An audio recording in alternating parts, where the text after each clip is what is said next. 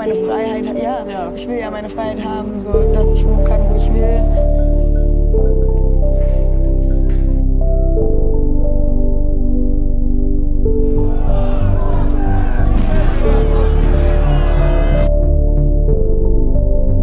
Jesteś prawdziwi prawicowcy.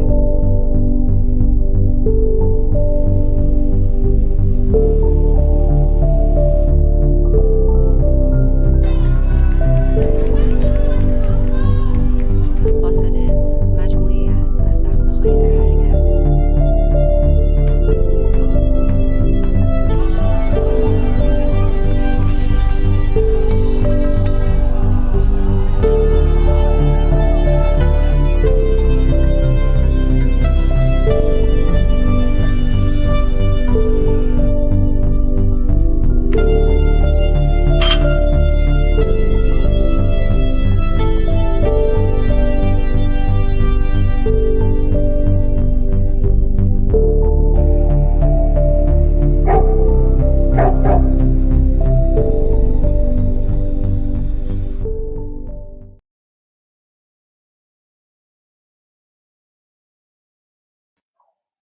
Buongiorno a tutte e a tutti, siamo qui con il primo dei nostri appuntamenti in avvicinamento a 3070 Doc Fest, la seconda edizione del festival e la prima edizione in presenza.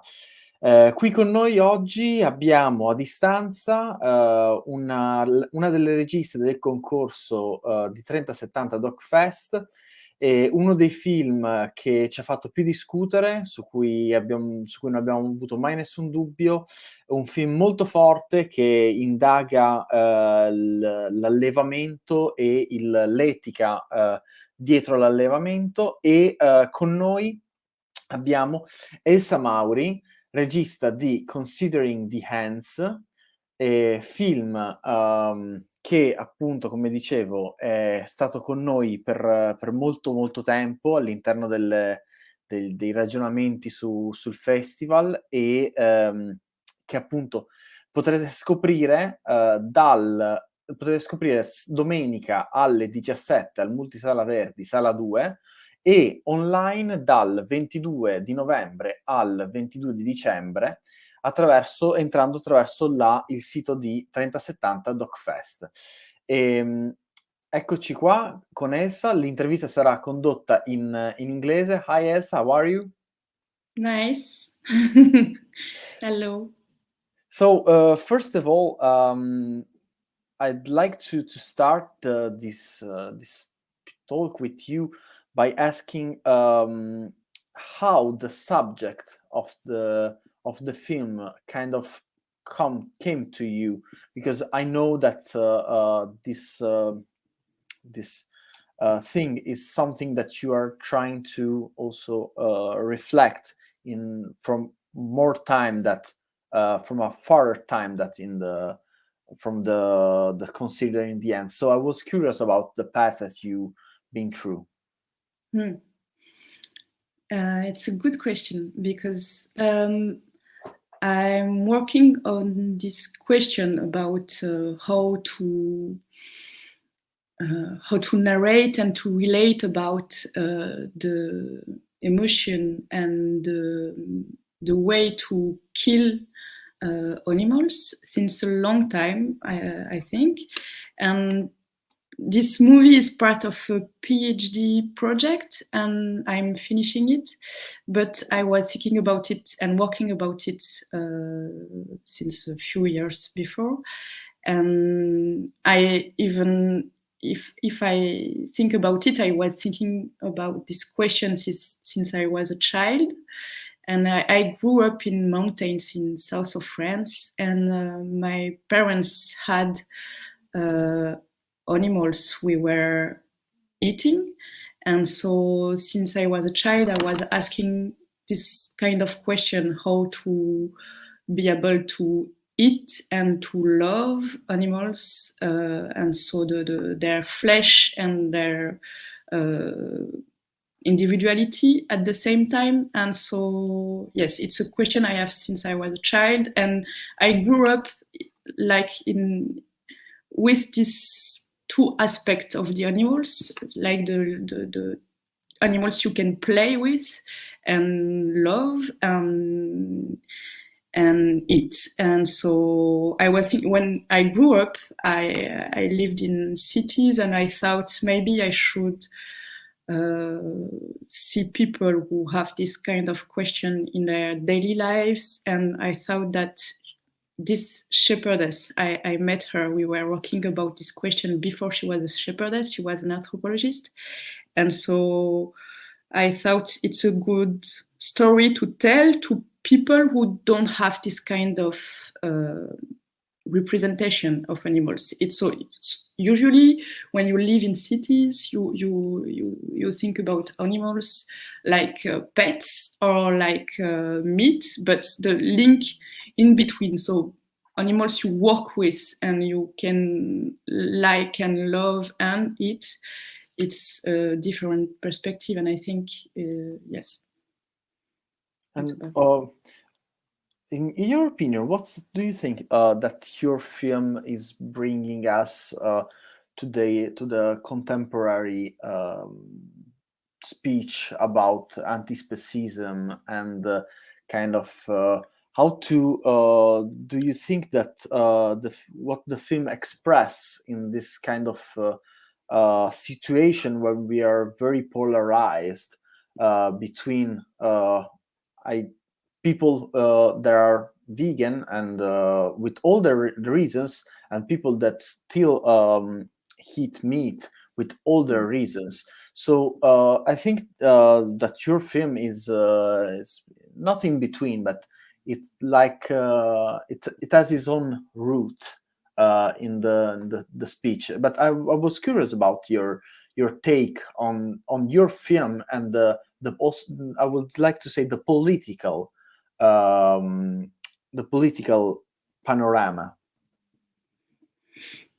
There is different answer to that. I think the first one I will say is that for me the political answer to that is a visual and sensitive journey in an immersive point of view from a shepherdess and her flock. And for me, it was the political gesture was to show and to narrate and to make continuity between life and death. And because I'm a visual artist, I'm not from cinema, and it's just a tool for me to build this answer to this question from a political point of view. And there is also, of course, this moral question, and I think the question about how to kill animals shouldn't be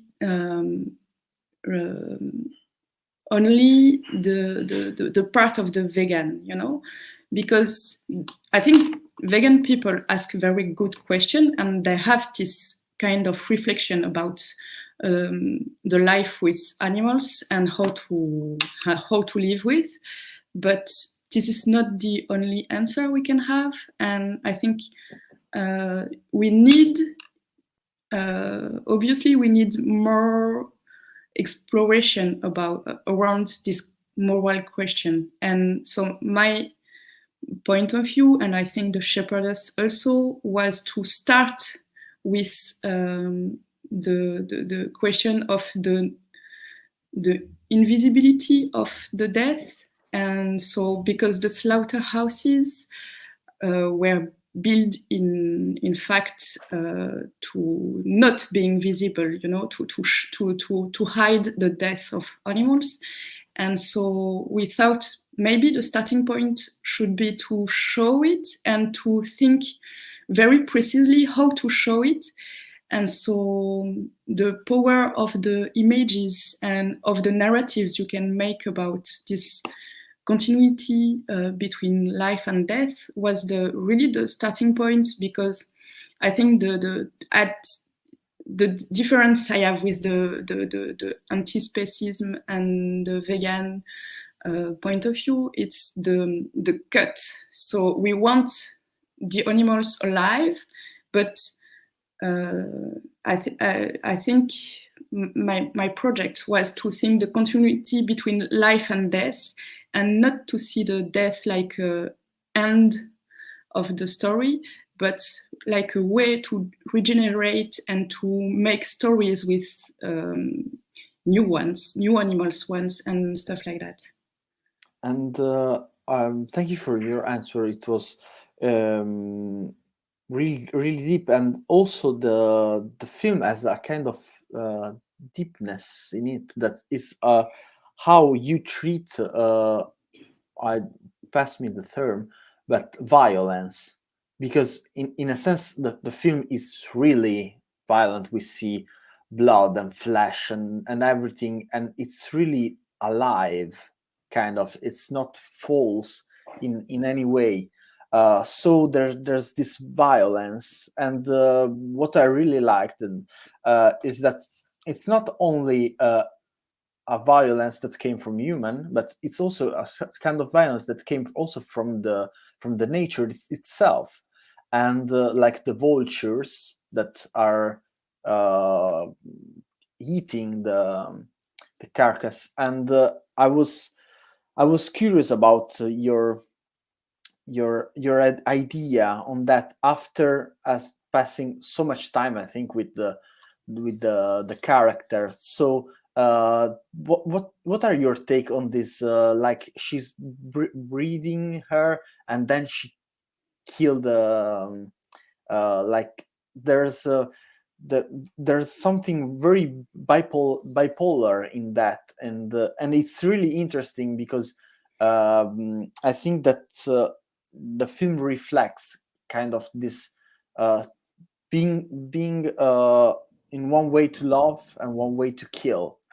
And yeah, it's something that you think that is natural, or something that is more also human. I don't know, it's society or it's natural, and it's the biggest question of all. I don't worry, but I was very curious because the film also reflects a lot on that. Yes, and I did. Honestly, I didn't thought a lot about violence directly, but what I learned, because I shot the movie during 3 years, and so I came with a question who was about the slaughterhouses. In fact, so it was the beginning of the question was we cannot see the death, so what happened to make stories and continuity? And because the shepherdess, she's selling her meat, so she was at the beginning, she was taking back the meat after the slaughterhouses. So it was really a black hole in between life and death and the continuity. But during these 3 years, I realized that the death in this kind of job is not only in the slaughterhouses. In fact, there is accidents. There is, when the lamb is burning, there is a lot of death, and it's all the time there. So it's not every day, of course, because I think she couldn't stay a shepherdess. But there is this, I think. We do not realize that it's really when you walk with life, there is really this kind of risk of death who is always there, and people who walk with animals take different kind of risk. If you have this industrial herding, so you need to give a lot of antibiotics and stuff like that, and there is a lot of issues and a lot of death also. And so she decided to walk outside, fully outside all the year. And so she need to have animals who can behave outside and who are strongest, and so, but to have these strongest animals, you have death finally, and because you are building a kind, and I come back to your question, I think, because the question was not about the society, nature or society, but to be able to talk about a more than human society, you know, because this is the shepherdess and her flock, so her ewes, her sheep. She knew them very precisely, and how they live together in a way she decided, of course, and they didn't decide to live outside, but she decided to live in this way, and this implies death, some kind of death, but you know, and every choice of implies some different kind of death and life. So if you have different, if you don't walk outside, you will have different kind of death, and with more virus and stuff like that, and maybe you will kill the lamb very young because you need, but because you cannot keep them because you have, you know, the building where the animals is not so big, so you need to change and stuff like that. So I think I didn't walk about in the film. I didn't walk about these choices, but I talk about it in my PhD dissertation. But in the film, I wanted to show that there is all this choice in relation with the society, the society, the modern human society. There is in this specific flock. So with some individuals who are more important, and she have to take decision when to kill, how to kill, how will be the death, and so there is no death. In fact, it's not possible. This is not an option to live forever. So the question is where and how, and so she makes some decision, but it's quite hard, and sometimes not to make decision is a decision by itself, and so it's more about that. And how do you work with that? Did you work with her? And I'm speaking also and more about the text that we read during the film. I was curious about how you approach her and you work with her and you observe her, and also how you formulate the text, how she formulate the text together with you. Yeah, it was a question from the beginning. I knew I didn't want to make a movie with a talking head, you know, because I didn't want to put her in the position to talk to the camera, and by the way, to people she don't know. And because I thought the question I was asking in the movie was very private and intimate in some way, and so I wanted, because she's a friend of mine, and also because I spent 3 years with her, and to be at her place and following her beginning and my beginning. I was learning to shoot and she was learning to herd, and so we were very close, and I thought that like it was an intimate question to know how do you feel when you need to separate from your animals you like. I wanted to keep the intimacy, and so I took in fact the text come from the emails we were exchanging when I wasn't there. And like I was knowing quite well her animals, she was writing to me what happened when I wasn't there.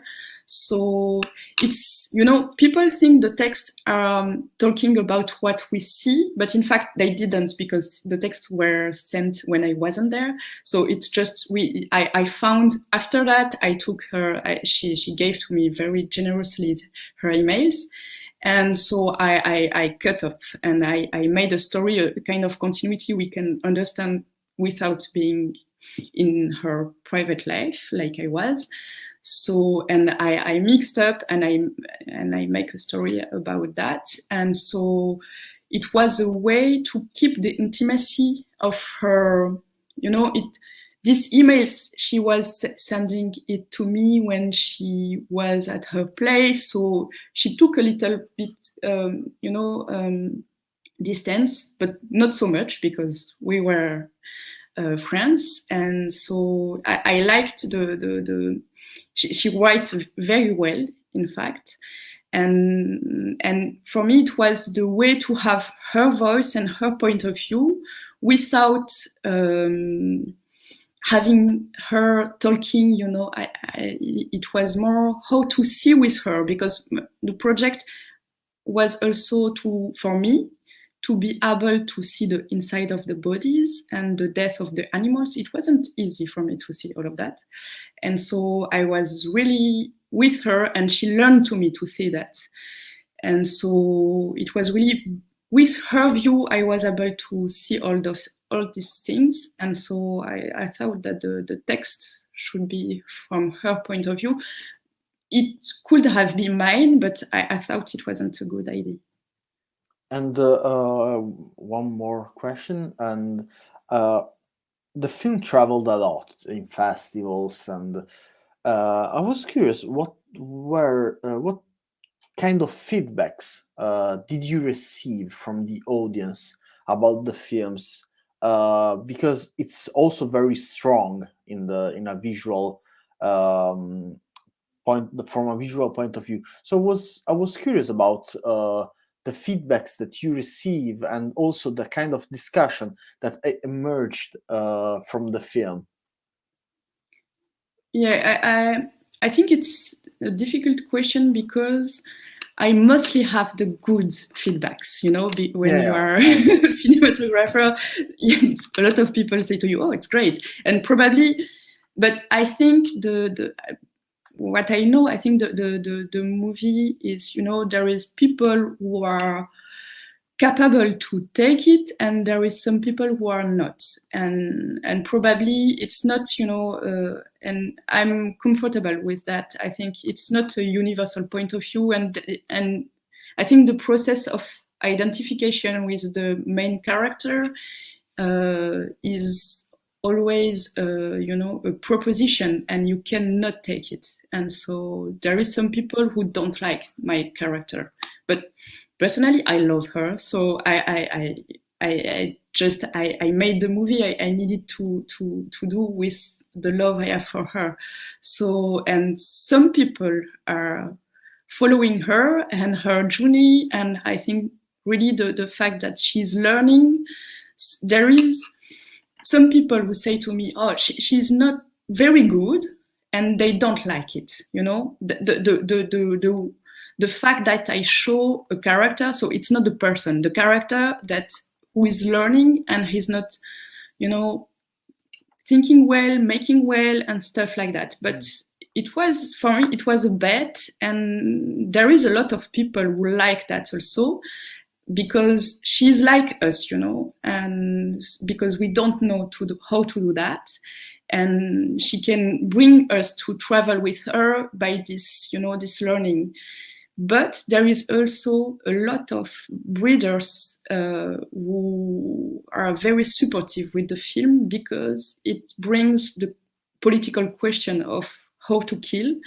And I met quite a lot of shepherdess and breeder generally who think she's very brave to show this moment of these difficult moments, because like she's learning, it's a lot of difficult moment for her, this movie, but it brings the question of they have to go to the slaughterhouse to kill their animals, and this is very a political question we need to be bring in front of the politics, I think. And so there is a lot of people in in the paysans, we say in French, who are very glad to have this kind of movie, but they think this is a hard movie, a tough one. I have to say. Thank you so much, Elsa, for your time. It was wonderful to know a little bit about the word behind considering the ends. I will switch to Italian now. Grazie mille Elsa ancora per essere stata qui con noi. Io vi ricordo che il film sarà proiettato al Multisala Verdi in sala 2 domenica alle 17, Considering the Ends di Elsa Maury, e sarà disponibile dal 22 di novembre al 22 di dicembre online, passando attraverso il sito 3070 docfest.com. Io vi ringrazio, vi do appuntamento domani a 12:30 con la seconda delle interviste in avvicinamento a 3070 DocFest con i registi di Far Away My Shadow Wandered. Grazie ancora e alla prossima.